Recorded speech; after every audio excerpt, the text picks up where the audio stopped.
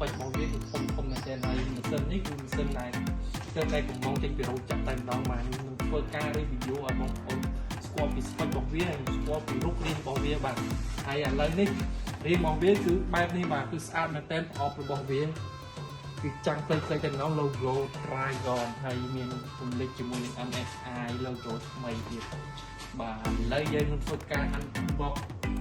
គេមុនការបុកនឹងប្រាប់ពី spec របស់វាគឺ spec របស់វាគឺ Core i9 បាទ Core i9 គឺ spec របស់វាគឺខ្ពស់មែនទែន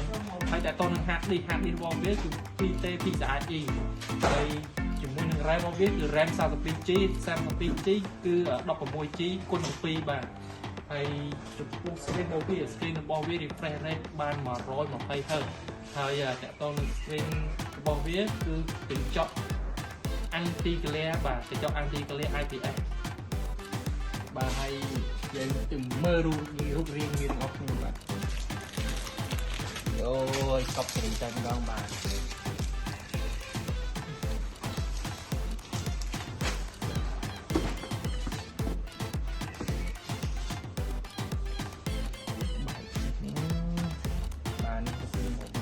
ទំហំរបស់វាគឺ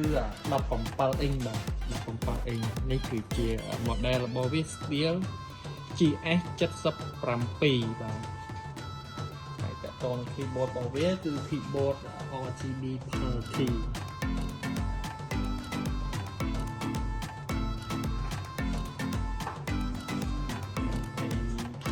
ខាងក្រោយរបស់វានេះគឺវាធ្វើប៉ាត់របៀបបែបយ៉ាងណាខុសប្លែកគឺខុសឆ្ងាយជាមួយនឹង model ស៊េរីចាស់ភាជាមួយនឹង computer ធម្មតាដូចវាអញ្ចឹងប៉ុន្តែគឺវាគឺខ្ពស់ជាងគេតែស្ពេចរបស់វាគឺធំមែនទែនវាលក្ខណៈថាម៉ាស៊ីននេះគឺម៉ាស៊ីន VIP product គឺខ្ពស់មែនទែនហើយចំពោះ option របស់វាមានច្រើនមានប៊ូតុងកាមេរ៉ាបិទបើកហើយ USB 2 slot ខាងឆ្វេងright side have 2 slot Type C បាទ Type C ហើយនេះ micro SD card បាទ port SD card ហើយខាងក្រោយវាមានport LAN ហើយនឹង HDMI ហើយនឹងឆ្នាំងសាកបាទឆ្នាំងសាករបស់វាឆ្នាំងសាករបស់វា like the USB port USB បាទអញ្ចឹងបាទរូបរាងរបស់វាគឺស្អាតមែនទែនបាទហើយការលេងពណ៌និង key របស់វាគឺយើងប្រើ Steel series បាទ Steel series របស់ក្រុមហ៊ុន MSI ដែលក្រុមហ៊ុន MSI Corporate ជាមួយ Software Steel series